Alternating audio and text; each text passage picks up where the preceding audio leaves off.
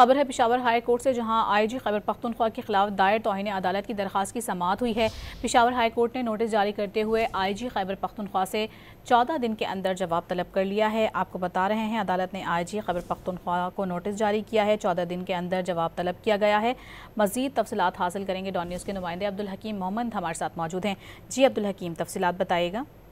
ये जी बिल्कुल, कुछ अर्सा कबल सवाबी सिटी सर्कल थाना पर हमला किया गया था और वो थाना के जो बिल्डिंग था वो बुरी तरह मुतासर हुआ था और थाना खत्म हो चुका था, जिस पर अदालत में केस दायर की गई थी। और उस अदालत ने कुछ अर्सा कबल आईजी खैबर पख्तूनख्वा को इस थाने को तामीर नो की हिदायत जारी की गई थी और हिदायत के बावजूद भी थाने की तामीर ना हो सकी, जिस पर दरखास्त गुजार ने दोबारा तवीन अदालत केस दायर किया और जिसका आज तफसीली फैसला जारी किया गया है। और उस फैसले में ये आईजी खैबर पख्तूनख्वा को नोटिस भी जारी किया गया है और 14 दिन के अंदर जवाब तलब कर लिया गया है।